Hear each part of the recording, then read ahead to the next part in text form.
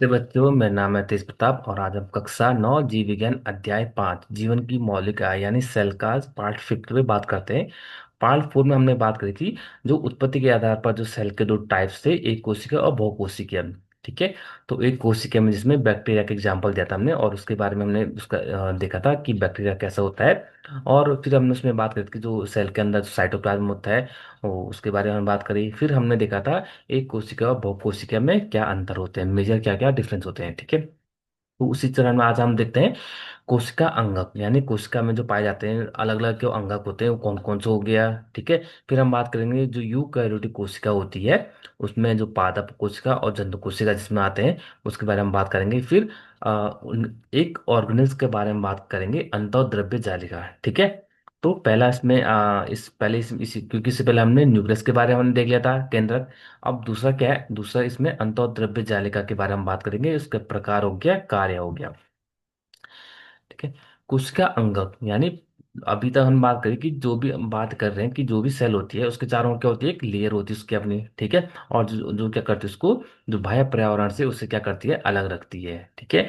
अब जो बहुकोशिका जीव होते हैं, जो मल्टी सेलर ऑर्गेनल्स होते हैं, वो क्या होते हैं, वो एक कोशिका जीव से, जो बहुकोशिका जीव होते हैं वो एक कोशिका जीव से क्या होते हैं, थोड़ा बड़ी भी होती हैं और जटिल भी होती हैं। ठीक है। तो इसके लिए क्या होती है कि उसके जो जो भी बहुकोशिकीय जीव होते हैं उनकी कोशिका भी क्या होती हैं, उनके उपापचय क्रियाओं के लिए आवश्यकता होती है। ठीक है। यानी बॉडी में जो भी कार्य होते हैं उसके लिए क्या होती है, ये रिस्पॉन्सिबल होते हैं, जिसमें से वे जटिल संरचनाएं कार्य को सार देते हैं। ठीक है। तो उनकी संरचना इसलिए जटिल होती है तो उस हिसाब से वो क्या करते हैं, उसमें क्या करते हैं, कार्य भी करते हैं। ठीक है। इन विभिन्न प्रकार की उपापचय क्रियाओं को अलग अलग रखने के लिए ये कोशिकाएं झिल्ली युक्त छोटी छोटी संरचनाओं अंगक का उपयोग करते हैं। ठीक है। तो जैसे हमारे अपनी बात करते हैं तो हम सांस भी लेते हैं, खाना खाते हैं और वेस्ट पदार्थ को बाहर भी निकालते हैं। ठीक है। तो बहुत सारे क्या होते हैं, कार्य होते हैं। जैसे प्लांट्स का भी आपने में कहा होता है, फोटो क्या क्या करना है, भोजन बनाना, खाना खाना हो गया, पीना हो गया। ठीक है। और बॉडी को स्टेबल बनाना, तो बहुत सारे ऐसे जटिल क्या होते हैं, काम होते हैं। तो ये सभी जो होते हैं, ये क्या होते हैं, इनके लिए भी क्या होना चाहिए, कुछ स्पेसिफिक क्या होने ऑर्गन होना चाहिए। ठीक है। ये अंगक होते हैं जो क्या करते हैं, इन्हीं ये सारे एक्टिविटी क्या करते हैं, पूरा करते हैं। ठीक। अब यह यूकैरियोटिक कोशिका का एक गुण है जो उन्हें प्रोकैरियोटिक कोशिका से अलग करता है। ठीक है। क्यों क्या है, जो हम बात करें कि जो ये अंगक होते हैं इसमें क्या डबल लेयर होती है जो हमने बात करी थी। ठीक है।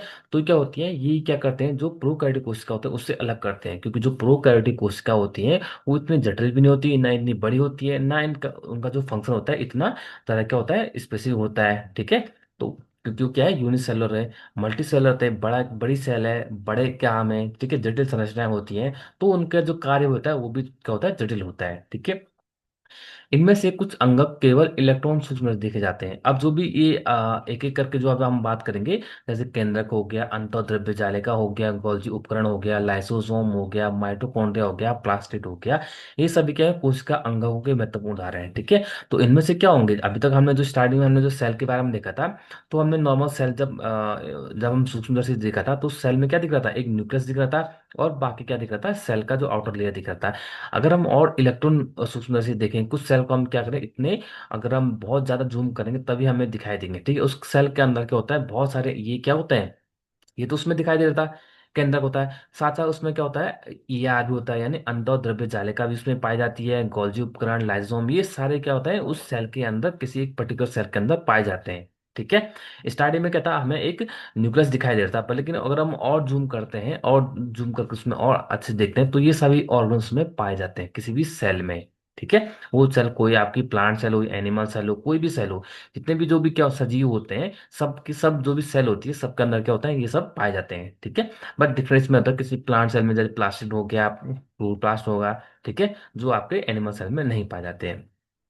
ये इसलिए महत्वपूर्ण है क्योंकि ये कोशिकाओं के बहुत निर्णायक कार्य करते हैं। ठीक है। और ये इंपॉर्टेंट इसलिए है क्योंकि ये क्या करते हैं, ये अपने अपने इनके कार्य फिक्स होते हैं। ठीक है। और आगे हम देखते हैं कि इनका क्या क्या कार्य होते हैं। अब हम ये एग्जाम, ये क्या है, एक जंतु कोशिका की संरचना होती है, ये सेल है और आपको अभी तक हमने ये बात करी कि सेल के अंदर ये न्यूक्लियस हो गया, ठीक है, इसके यहाँ पे लिखा भी है, ये न्यूक्लियस हो गया जो अभी तक हमने बात करी थी। इसकी चारों ओर ये अंतःद्रव्य जालिका होती है, ठीक है। इसे माइटोकॉन्ड्रिया पाई जाती है, लाइसोम हो गया, साइटोप्लाज्म जिसके अंदर जो पूरा लिक्विड भरा रहता है, ठीक है, कोई भी सेल के अंदर ये सारे ऑर्गेनल्स क्या होते हैं, पाए जाते हैं, ठीक है। अलग अलग इनके फंक्शन क्या होते हैं, अलग अलग होते हैं, क्योंकि क्या है, एक बहुकोशिकीय जीव है, तो यानी सब क्या होंगे, वेल डेवलप क्या होंगे, लेयर होंगे इसमें। सबके सबके चारों क्या होंगी, क्या लेयर होती है, किसी की डबल लेयर भी होती है, ठीक है। तो ये क्या है, जंतु कोशिका की क्या संरचना होती है, ठीक है। और दूसरा यही पादप कोशिका, यानी जो बहुकोशिका जीव होते हैं, ये मेनली क्या होते हैं, दो दो टाइप्स के होंगे। एक तो आपका क्या हो गया, बहुकोशिका में आपके एनिमल भी आते हैं और प्लांट भी आते हैं, ठीक है। तो मेनली हम यहाँ क्या क्या पढ़ेंगे, एनिमल प्लांट्स कोशिका हो गया और एनिमल कोशिका के बारे में बात करेंगे। जैसे से पूरी प्लांट सेल है, तो इसके आप देखो, जो आउटर लेयर बहुत क्या होती है, कठोर होती है, रिजिड रिजिड होती है। अब स्टार्ट हमने इससे पहले ही पढ़ा कि जो सेल वॉल होती है, जो प्लांट सेल में क्या होती है, सेल वॉल पाई जाती है, तो बहुत कठोर होती है, ठीक है। तो इसके अंदर भी सेम वही न्यूक्लियस होगा, एंडोप्लाज्मिक रेटिकुलम हो गया, लाइसोम होगा, ये सभी क्या इसमें पाए जाएंगे, जितने भी जैसे प्लांट सेल में जैसे इसमें पाए जाते हैं, वैसे ही क्या हो गया, ये प्लांट सेल में भी पाए जाते हैं, ठीक है। तो बहुकोशिकीय जीव के दो क्या थे टाइप, कौन कौन थे, प्लांट कोशिका और एनिमल सेल्स, ठीक है, यानी एनिमल सेल और प्लांट सेल। तो इनमें ही सारे ऑर्गन्स उसमें पाए जाएंगे, इसमें पाए जाएंगे, ठीक है। बट कुछ डिफरेंस में ये है कि जो जैसे प्लांट है, जब प्लांट जो हरा होता है, वो इस प्लास्टिक में क्या होता है, क्लोरोफिल पाया जाता है, तो इसलिए उसे प्लांट हरा होता है, ठीक है। एक दो को क्या होता है, एक दो थोड़ा डिफरेंट होता है, बाकी सब में क्या होता है, बाकी सब जो ऑर्गन होते हैं वो सेम होते हैं, यानी यहाँ भी वही होंगे, उसमें भी प्लांट एनिमल सेल में सेम होते हैं, ठीक है।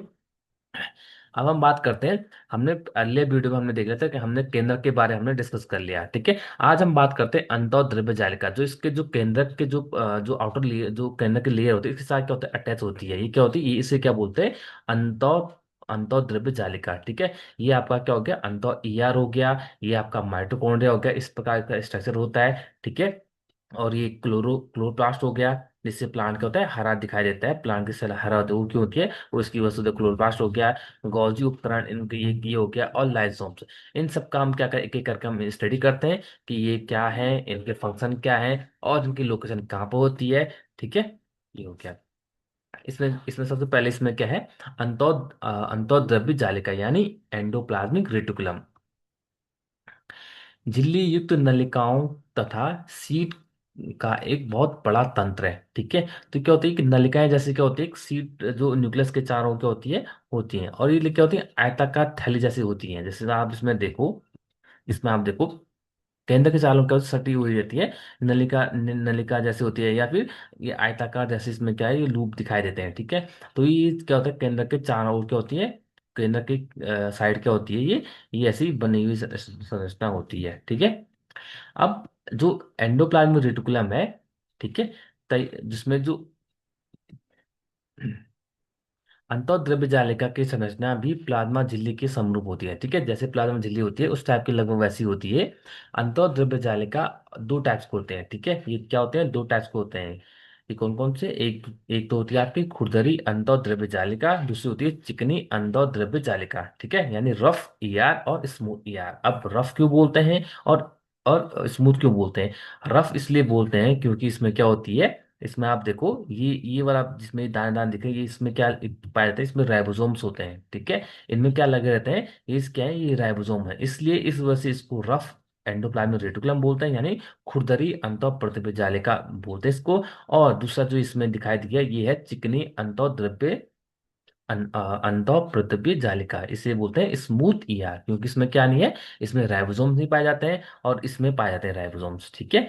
इसमें इसलिए इसको क्या बोलते हैं, रफ ईआर यानी खुरदरी बोलते हैं, और इसको स्मूथ बोलते हैं। अब हम बात करते हैं कि इसके फंक्शन क्या क्या है, इसमें रफ का क्या है और स्मूथ का क्या फंक्शन है। अब जो जो रफ ईआर है, वो सूक्ष्म दृष्टि से देखने पर खुरदरी दिखाई पड़ती है, ठीक है, क्योंकि इसमें क्या होता है, राइबोसोम्स होते हैं, क्या होता है इसमें, राइबोसोम लगे होते हैं। अब राइबोसोम का क्या होता है, राइबोसोम पे क्या होता है, प्रोटीन संश्लेषण होती है। अब राइबोसोम में क्या होती है, प्रोटीन संश्लेषण होता है, यानी प्रोटीन का सिंथेसिस होती है, यहाँ इसमें क्या होती है, प्रोटीन का निर्माण होता है, ठीक है। वो प्रोटीन क्या करती है, हमारे बॉडी के अलग अलग फंक्शन होते हैं, उसके लिए रिस्पॉन्सिबल होती है, ठीक है। तो राइबोसोम पे अभी आप ये याद रखो, राइबोसोम में क्या होता है, प्रोटीन संश्लेषित होती है। अब जो रफ ईआर है, इसमें जो तैयार प्रोटीन होती है, ठीक है, जो भी प्रोटीन बनती है, को आवश्यकता अनुसार ईआर के द्वारा कोशिका के अन्य भागों में भेजा जाता है, ठीक है। जैसे प्लांट में जब क्या बनता है, भोजन बन लीफ में जब भोजन बनता है, तो जो उस प्लांट के चारों ओर क्या होती है, पूरे रूट्स हो गया, स्टेम हो गया, सब जगह ले जाती है। तो ऐसे ही जो जो ये क्या होती है, राइबोसोम पे जो प्रोटीन बनती है, ये क्या होती है, ये बॉडी के अन्य भागों तक क्या करती है, पहुंचाने का काम करती है। कौन? ये कौन? ईआर, रफ ईआर, ठीक है।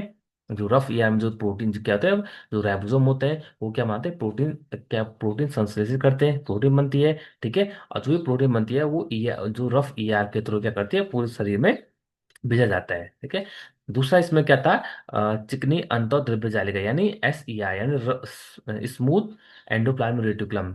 इसका क्या काम है? इसका काम होता है वसा या लिपिड अणुओं के बनाने में सहायता करती है, ठीक है। तो जो स्मूथ ईआर है, उसका काम क्या होता है, जो वसा हो गया या लिपिड अणु होते हैं, ठीक है, उनका निर्माण, उनका उन बनाने में उसकी सहायता करना है, ठीक है। तो स्मूथ ईआर काम होता है, यह कोशिका कोशिका क्रिया के लिए बहुत महत्वपूर्ण है। और जो कोशिका जो फंक्स क्रिया होते हैं, उसके लिए क्या होती है, बहुत महत्वपूर्ण होती है, ठीक है। कुछ प्रोटीन तथा वसा कोशिका झिल्ली को बनाने में सहायता करते हैं।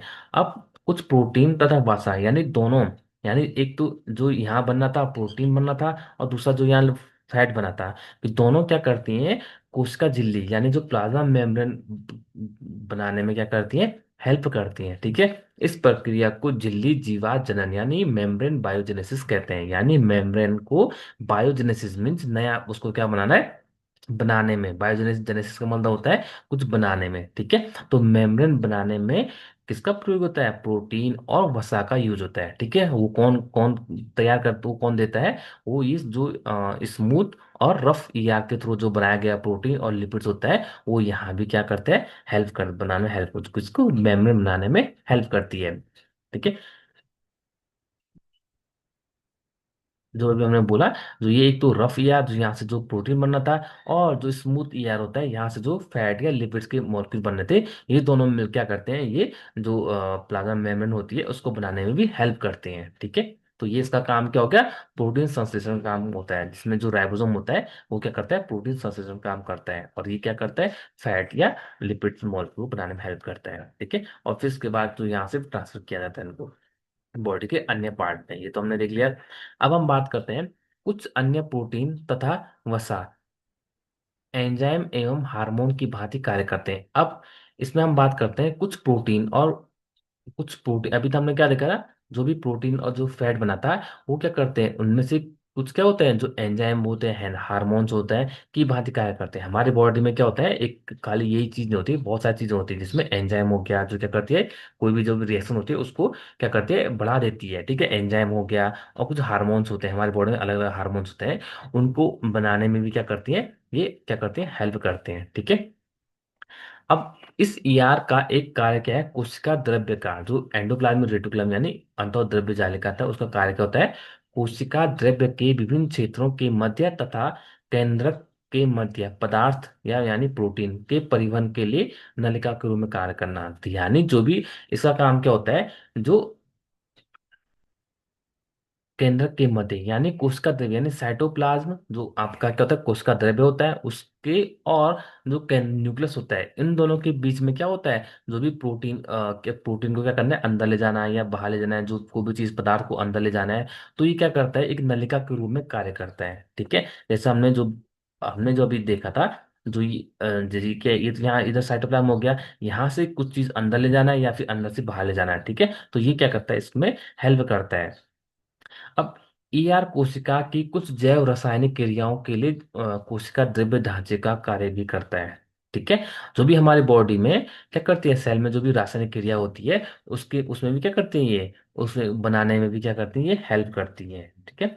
अब जंतु यानी जो कशेरुकी होते हैं, कि यकृत की कोशिकाओं में एसईआर जो स्मूथ एंडोप्लाज्मिक रेटिकुलम था, विष तथा दवा को निरावशीकरण करने में महत्वपूर्ण भूमिका निभाते हैं। यानी जो भी, जैसे हमारी बॉडी हो गया, ठीक है, तो ये हमारी बॉडी में जो लीवर होता है, वहाँ क्या होता है, जो भी कभी हमारी बॉडी में कोई विष चले गया, ठीक है, या फिर दवा को क्या करता है, उसको उसको क्या करता है, एंटी टॉक्सिन, मतलब उसको क्या करता है, उसको जो विष होता है उसको मारने में हेल्प करता है। कौन? जो स्मूथ ईआर होता है, जो क्या होती है, चिकनी अंतःद्रव्य जालिका होती है। उसका काम ये भी होता है कि जब हमारे बॉडी में कभी क्या होता है, कोई विष आ गया, ठीक है, या फिर कोई ऐसी जो दवा हो गया उसका जो क्या हो गया, यानी वो हमारे बॉडी को हार्म करेगा, तो उसको उससे बचाने के लिए क्या करती है, ये क्या करती है, उसको क्या करती है, मार देती है। ठीक है, तो इसका काम ये कौन करता है, ये एसईआर का काम है।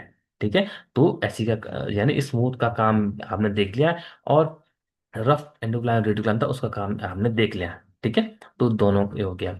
तो आज की वीडियो में हमने क्या देखा, जो कोशिका अंगक क्या होते हैं, और यूकैरियोटिक कोशिका जो अभी हम बात करी थी उसमें आपके पादप कोशिका और जंतु कोशिका। ठीक है, दोनों में क्या होते हैं, जो ऑर्गेनेल्स होते हैं इसमें जो अलग अलग पाए जाते हैं, उनमें से हमने एक की बात करी, यानी अंतःद्रव्य जालिका के बारे में हमने देखा। और इसके प्रकार, दो प्रकार हो गया, और इसके कार्य क्या कार्य होता है इसका, कि न्यूक्लियस और साइटोप्लाज्म में जो भी पदार्थ का जो भी क्या करना है, एक्सचेंज करना है, वो ये हेल्प करता है। ठीक है, और जो ये इसके दो प्रकार थे उसके बारे में हमने देखा कि इन दोनों का क्या काम है। जो रफ का काम होता है, जो रफ में जो क्या होता है, राइबोसोम लगे होते हैं इसलिए उसको रफ ईआर बोलते हैं, और स्मूथ में क्या होता है, राइबोसोम नहीं होते इसलिए इसको क्या बोलते हैं, स्मूथ ईआर बोलते हैं। ठीक है, फिर हमने देखा, हमने इससे पहले जो इन दोनों में पाए जाते हैं, जैसे पादप कोशिका जंतु कोशिका में जो भी ऑर्गेनल्स यानी कोशिका अंगक पाए जाते हैं, उनमें से हमने आज हमने बात करी अंतःध्रुव जालिका। ठीक है, और न्यूक्लियस की तो हमने पहले बात कर ली। ठीक है, आज हमने इसके बारे में बात की, कल हम इसके और ऑर्गेनेल्स के बारे में बात करेंगे। आज की वीडियो के लिए इतना ही। Thank you.